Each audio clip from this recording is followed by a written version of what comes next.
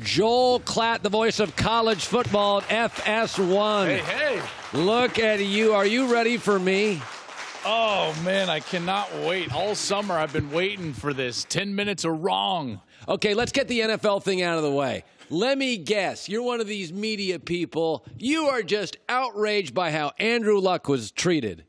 100% I'm outraged by it. The Indianapolis fans are a disgrace. Oh, that's gosh. Why? I'm sorry. Wait, you're defending the fans for booing a guy? 4 Bud Lights in, fourth quarter preseason game, jarring sudden news. Listen, 4 Bud Lights in doesn't give you an excuse to do anything. Everybody's like, oh, don't worry, honey, I was drunk. It still happened. No. I think that it was a total disgrace. First of all, I think this entire reaction is born out of jealousy and resentment. Oh, Lord. And it fuels an entitlement that I think is epidemic of our culture. And it's like, what does Andrew Luck owe the guy in the third deck? Nothing. All right. He already paid the ultimate athletic price, which was his body. His body is finished. He cannot play anymore. He cannot play. There's a standard by which you've got to play and mentally prepare and be in. You got to be all in to do it at the level that Andrew Luck wants to do it at, and he cannot do that anymore, so he's going to step away. And I also thought it was selfless of him. He's stepping away from money. He could have gone through the motions. Hey, guy in the third deck on your 4th beer, as you like to say. You want Andrew Luck to just go through the motions and take your money for the next 3 years and not be competitive and sit out and not play hard and just take a paycheck? Boy, of course not. You're asking for a lot of contextualization in the moment for a human being. You never had a temper tantrum in your life or threw a rosin bag? Why do you want everyone to be kids? You want everyone to be kids. You want dessert first. Yeah. You desperately want to be a child. React like a child. I got Dr. Lore over here. All right, let's get into college football. Let's do it. I tell you what team you like. You like Texas because I think you like their quarterback because he reminds me of you in college. Not a ton of talent, but a ton of heart. That's a good line. And you know what? He's got an immense amount of talent, way more than I had. I like him. There's Sam no Ehlinger. doubt. I like Sam Ehlinger a lot. I think Sam Ehlinger is the best value in the Heisman odds by far. He's all the way down there like 25-1, not getting much love whatsoever. And yet when you look at Power 5 football since the year 2000, there's only been 5 players that have thrown for 25 touchdown passes and run for 15 touchdowns. He's got a Tebow quality. He's incredibly likable, and the players, and he's an alpha, and they feed off him. He's very Tebow-esque to me. He very much is. By the way, Tim Tebow is one of those guys that threw for 25 and ran for 15. The other guys are guys like Marcus Mariota, Johnny Manziel, Cam Newton, and Lamar Jackson. They all won Heisman trophies.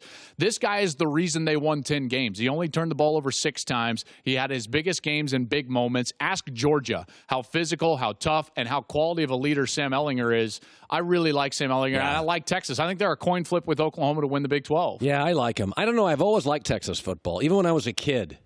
I like the uniforms. I think it's the unis. I love the unis. I love the unis. My favorite uni in college football. I don't even know why. I still get nightmares kind of from the uniform. Quick story about Texas. Okay, so if you don't know, you can Google it and YouTube it. Yeah. My last play of my college career was against Texas. They beat us 70-3. Vince Young's national championship year in the Big 12 championship game. They put me in the hospital. That was my last play. Yeah. The first thing I remember, I don't remember the game, Colin. You know what I remember? I woke up in like a Texas Memorial Hospital in Houston, a University of Texas Memorial Hospital, and the doctor had the Longhorn stitched in his coat. And I was like, no, they're coming after me. What is happening? And I freaked out. You know what I remember? You had about 8 guys wide open, and you missed all of them that game. Oh, here it is. Way to go. And bam, lights out. Oh, Lord. Yeah, right on the chin. Boom. All right, let's shift to this.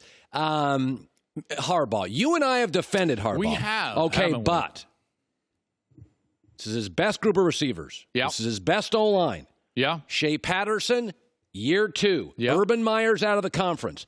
I'm done with excuses. Wisconsin doesn't have their quarterback right, although I love their O-line and the running back. Michigan's got to win the Big Ten now, right? I agree. And it's actually why I've put them ahead of Ohio State, at least in my poll.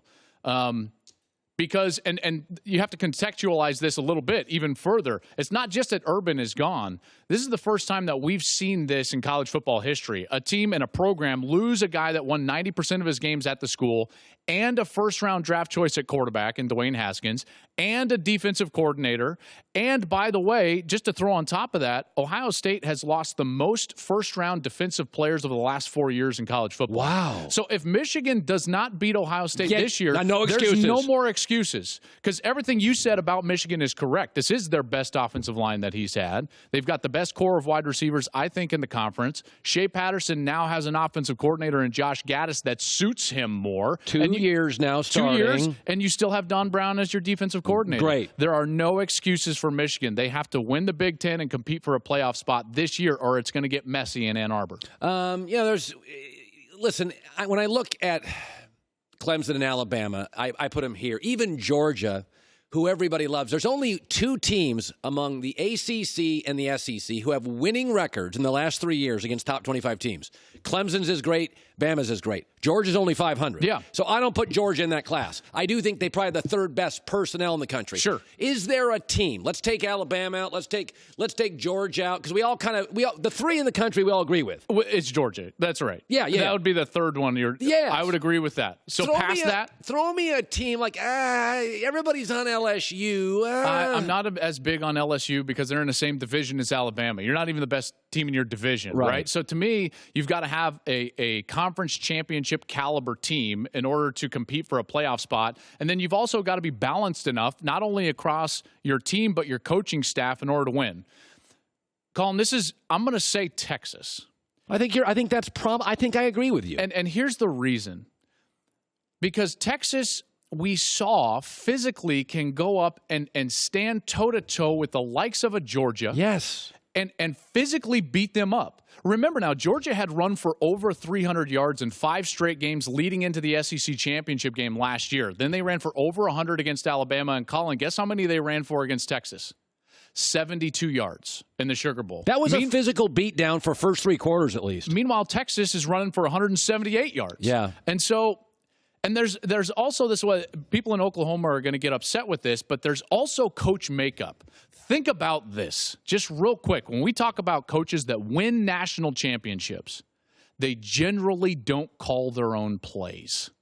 If you look back all the way back to 1990, there's only 2 guys that won a national championship while calling their own offensive plays.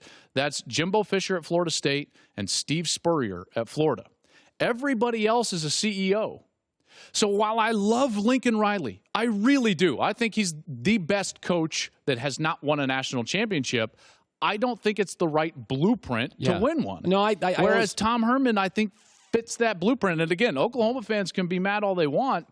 They've had great teams, historic level quarterback play, and they haven't gotten it done in large part because they've been too offensive centric. All right, who are the top 5 quarterbacks for you in college football this year? Trevor Lawrence, Clemson. That's a no-brainer. Tua. I'm not as high as everybody else is. I like Justin Herbert a lot at Oregon. I think he's a good talent. Let's see him win some games away from Autzen Stadium. I like Sam Ehlinger. He's not a pro, but he's good, yeah. Yeah, but remember now, you can be a great college player not a great pro prospect. Jake Fromm's good. And then I like Jake Fromm from Georgia. Jake Fromm plays really well in big moments. He played great against Bama in the SEC championship game last year. I like him. And the reason I'm flat in love with Trevor Lawrence is because you talk about playing best when your best is needed. When you look at those guys, and in particular in a comparison to Tua, when Trevor Lawrence faced a top 30 defense last year, Colin, his numbers went through the roof. His completion percentage went way up. His touchdown to interception ratio was better. 6 touchdowns, no interceptions, and his rating went way up when facing better defenses. Meanwhile, if you did the same experiment with Tua in his 4 games against top 30 defenses versus the other competition, his completion percentage went way down. He went 6 touchdowns, 6 interceptions. Wow. And his rating went way down. So you can make the argument that Trevor is a better big game player than Tua, even though we saw Tua in the national championship game a couple of years ago beat Georgia in that comeback fashion. Yeah, Alabama quarterbacks tend to play within a system structure. I tell you though, he's got Jerry Jeudy.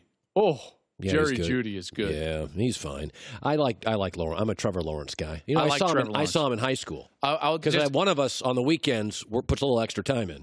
I'm sorry, one of us? Yeah, I went down and saw him play in San Diego at a camp. That's when you're committed to your profession. You One were out of there us. sailing in the sea. I was out there looking at high school sailing football in the sea. tape. Where else do you sail, first of all?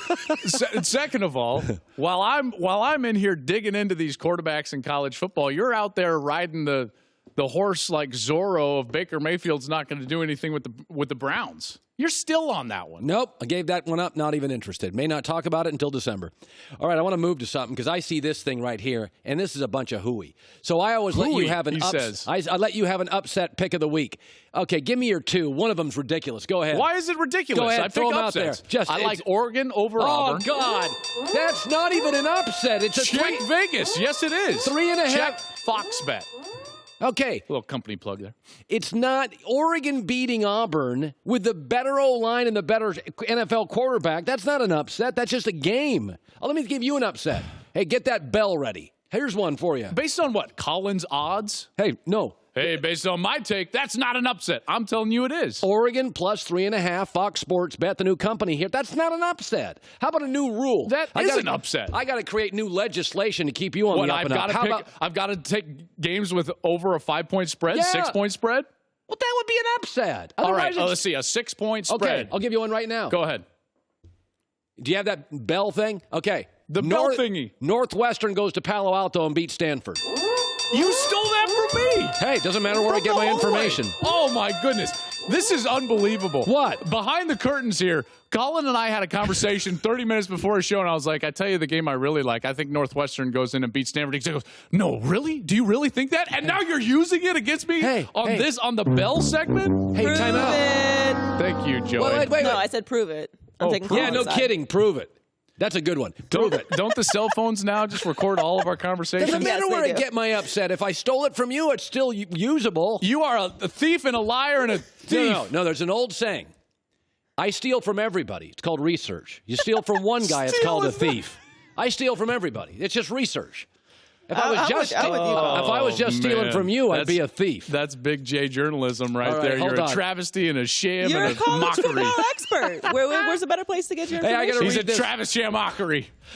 Hi, everybody. Thanks for watching. Subscribe here to get the latest from the show. Also, be sure to check out more of the best clips from The Herd or go watch a few segments from other shows on FS1.